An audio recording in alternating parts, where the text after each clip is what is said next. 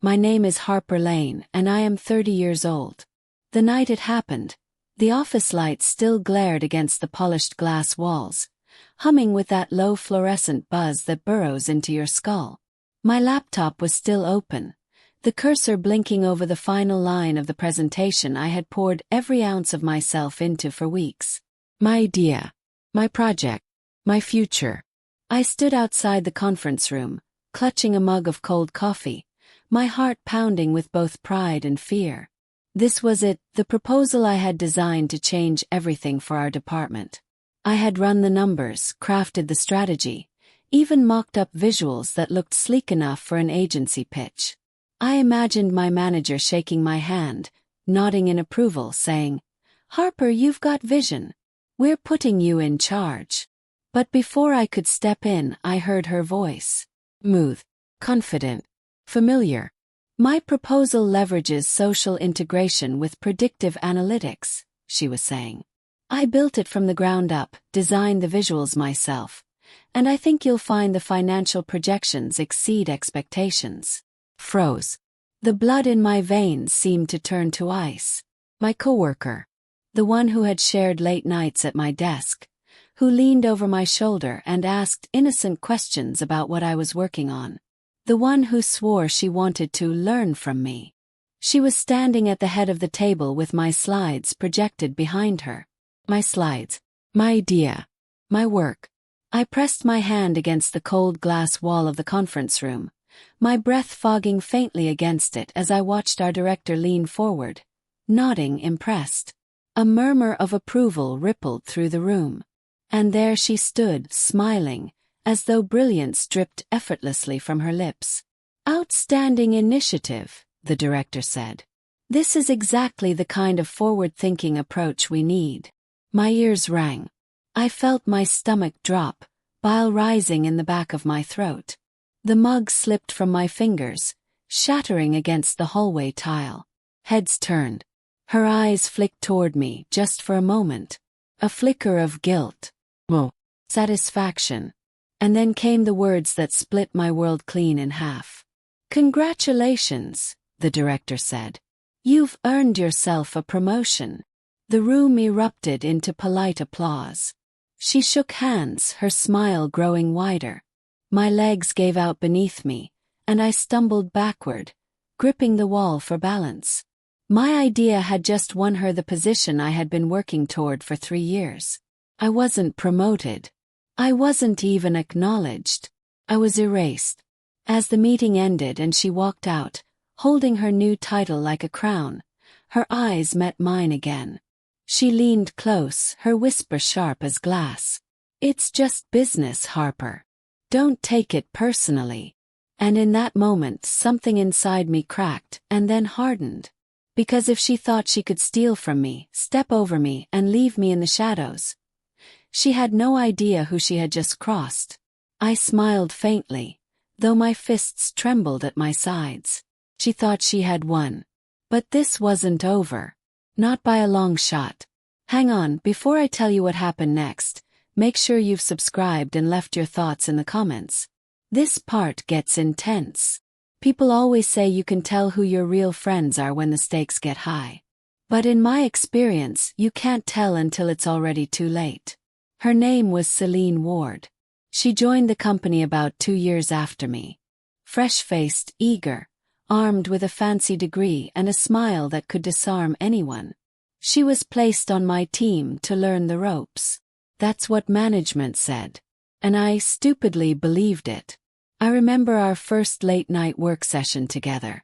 I was hunched over a spreadsheet, my hair falling into my eyes, fingers stiff from hours of clicking and typing. She pulled up a chair beside me with 2 cups of coffee. "You work too hard, Harper," she laughed, sliding one toward me. "Teach me your ways." Felt nice.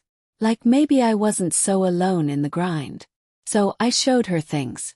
How to build models quickly, how to turn messy data into clean insights, how to make presentations not just functional but memorable.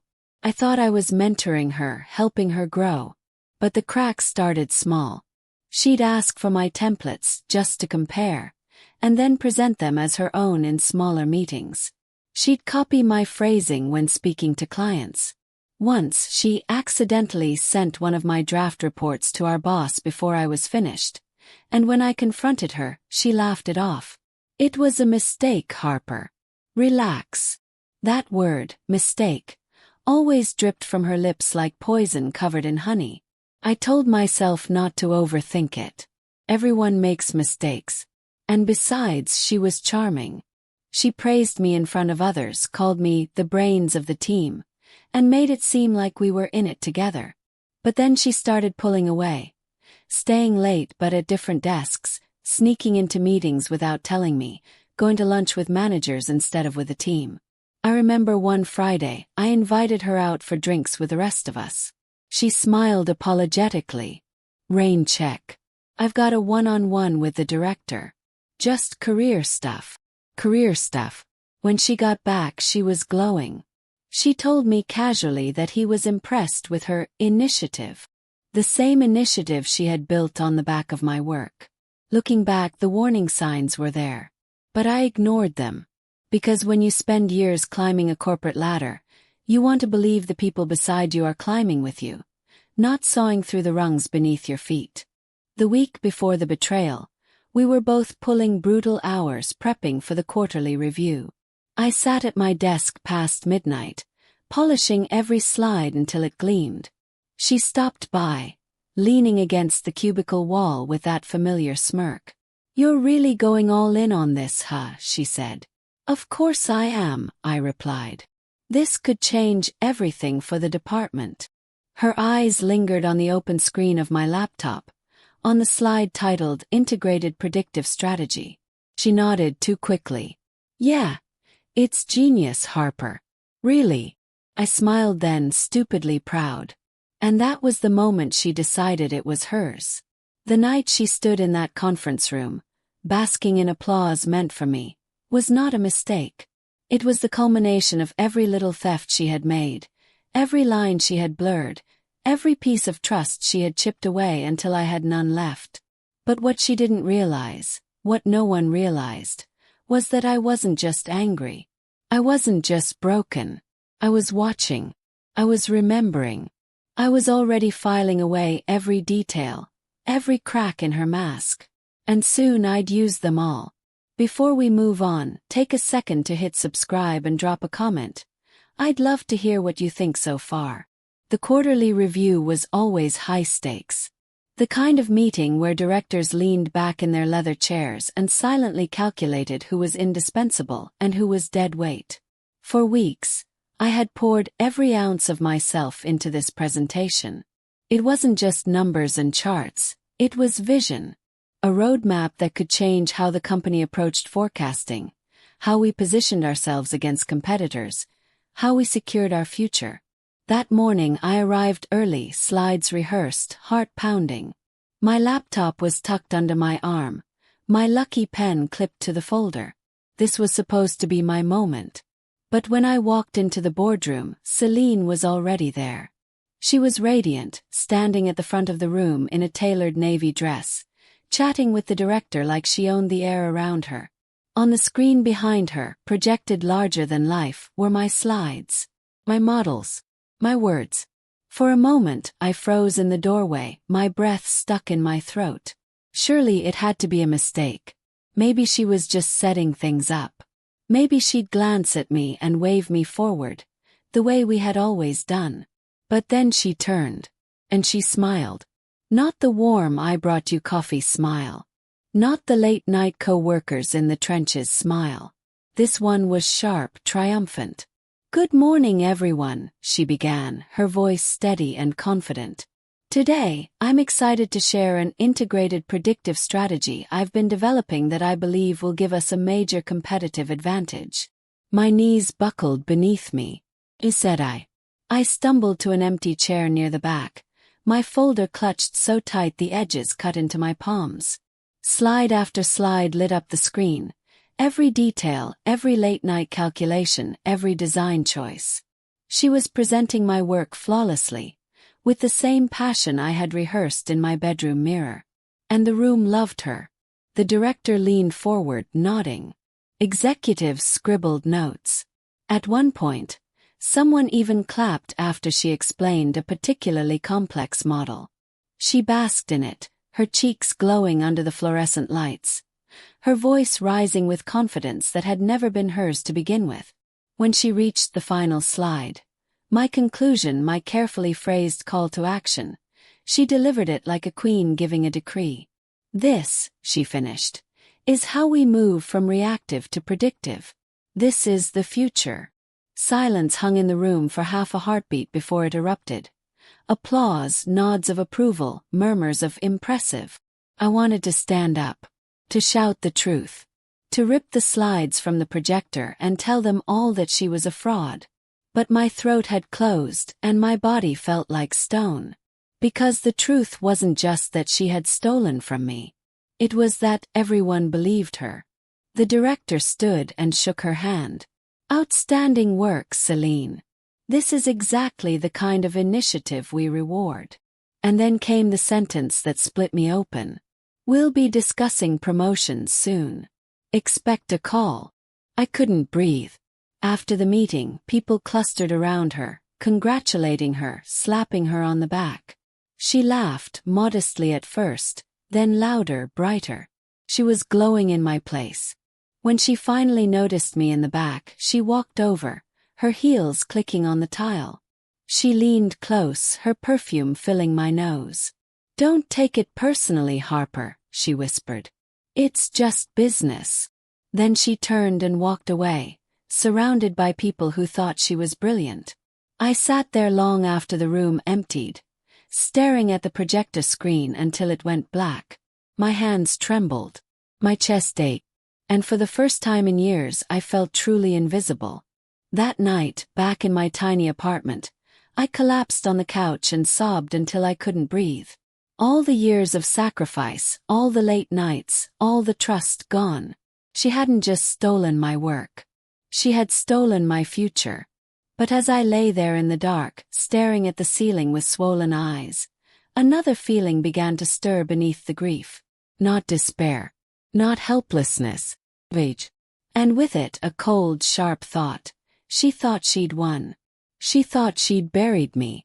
But she had no idea the storm I was about to unleash. Before we go any further, click subscribe and let me know in the comments. What would you have done in my shoes? I spent the weekend in silence. No phone calls, no Netflix humming in the background, no music to drown out my thoughts. Just silence, and the echo of Celine's words. "It's just business." Those 3 words looped in my mind like a broken record, each repetition fanning the flames of my rage. But fury alone wouldn't save me. Fury wouldn't take back what she stole. I needed precision. I needed patience. And most of all, I needed proof.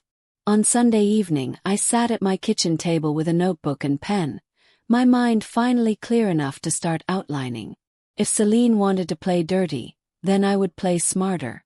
Step 1. Gather evidence. I remembered the nights we had worked together, or so I thought. My laptop open, my files shared. She had access to everything. But I still had the originals, with timestamps, version histories, and drafts covered in notes that no one else could have written. I dug through my folders, tracing every document, highlighting every revision. Piece by piece, I built a trail that screamed, "This was mine." Step 2. Find her cracks. People who lie always slip eventually. They repeat themselves wrong, forget details, twist stories. I started replaying every conversation we'd had, every smug little remark she had dropped. "I stayed up late running the models," she had bragged after the meeting. But I knew, that she didn't even know how to build the initial framework. She had memorized my words, not understood them. Step 3. Hit where it hurts. Celine wanted more than a promotion. She wanted status, prestige, to be untouchable in the eyes of the executives. Which meant her downfall couldn't be quiet. It had to be public. That thought pulsed through me like a drumbeat. Public. I didn't know exactly how yet, but I knew one thing. I wouldn't just correct the record. I would expose her. The next morning I walked into the office with my head high, even though my stomach twisted with nerves. She was already there, perched at her desk, basking in the congratulations of coworkers who had been too busy clapping for her lies to see the truth. She smiled at me as I passed, a sharp, condescending curve of her lips. "Rough weekend?" she asked sweetly, just loud enough for others to hear. I didn't flinch. Not this time. I leaned in, my voice calm, steady. "Enjoy it while it lasts." Her smile faltered for a split second, a tiny crack in her flawless mask. That crack was all the confirmation I needed. Over the next few weeks, I became an actress in my own life. Outwardly, I was composed. Polite nods in meetings, quiet contributions, nothing to draw attention. Inwardly, I was documenting everything. Emails, drafts, text messages. I even recovered old chat logs where she had asked me to clarify calculations that she later claimed as her own. Late at night, I rehearsed. I practiced not just what I would say but how I would say it. No emotion, no tears, no desperation.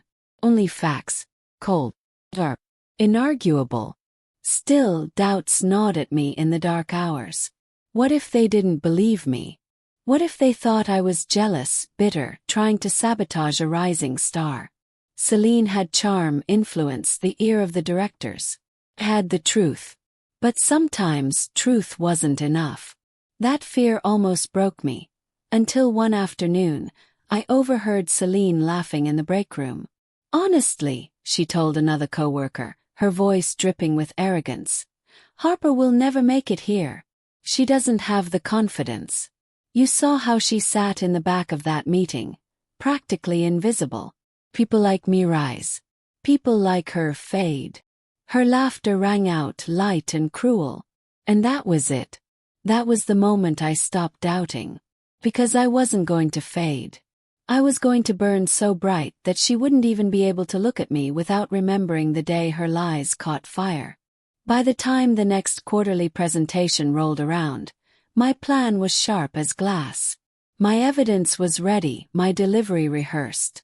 Celine thought she was safe. She thought I was finished. But what she didn't know was that I was about to take the stage she thought belonged to her, and pull the floor out from under her in front of everyone. The morning of the quarterly presentation, the air in the office buzzed like static. Everyone was gathered in the large glass-walled conference room, a sea of suits, murmurs, and the faint clink of coffee cups. This was the meeting where careers were made, or broken. Celine sat at the front, radiant in her tailored blazer, her smile perfectly rehearsed. She looked untouchable, basking in the glow of her stolen victory. When the director announced that she would be presenting her breakthrough strategy, she rose gracefully, clutching the clicker like a queen holding her scepter. I sat 3 rows back, a folder of documents on my lap and my heartbeat pounding in my ears. I had spent weeks preparing for this moment, weeks rehearsing my words. And yet, as Celine launched into her presentation, my hands still trembled. She spoke with confidence. Too much confidence. Every word, every slide, every polished phrase was mine. My data. My models. My analysis. Watching her parade them as her own felt like a knife twisting deeper with every sentence. But I didn't flinch. Not this time. Halfway through her talk, the director leaned forward, frowning slightly. "Celine, could you elaborate on the sensitivity analysis behind this projection?" Her face flickered for a split second. She smiled too quickly, stammered faintly. "Well, it's complex. The details aren't important for this presentation." That was my opening. Understood. Measured. My folder in hand. "Actually," I said, my voice cutting through the room like glass, "the details are the most important part. And I'd be happy to explain them." Every head turned toward me. Celine froze, her smile stiffening as color drained from her cheeks. I walked to the front, laying my folder on the table. "These are the original drafts of the analysis. You'll see my name on every file. My notes on every page. Every timestamp matches the work Celine just presented. Gasps rippled through the room.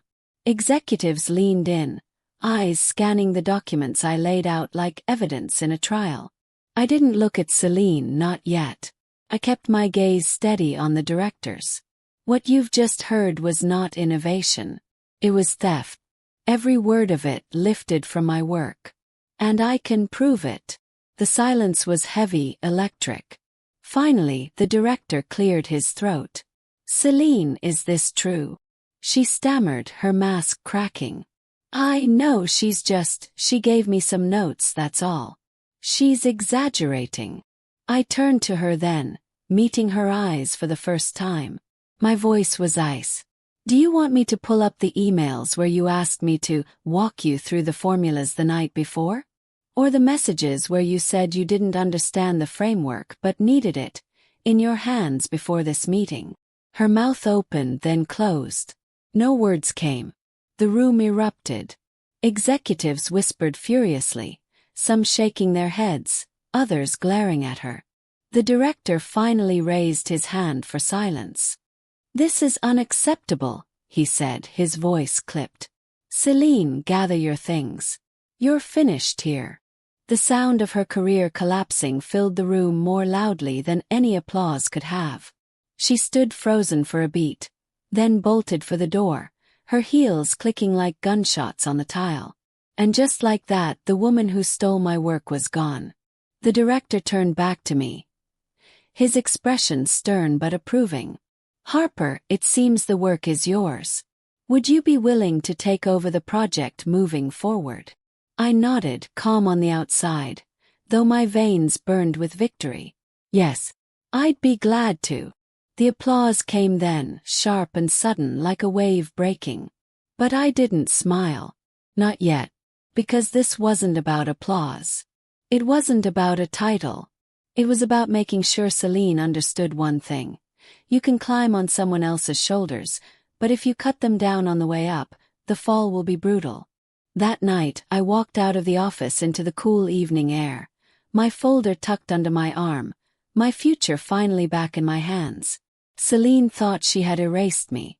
She thought she had won. But now, her name was a warning whispered in the hallways. And mine. Mine was the one etched into the project, the promotion, the future she thought belonged to her. Justice wasn't loud. It was cold, precise, unforgettable. And I delivered it.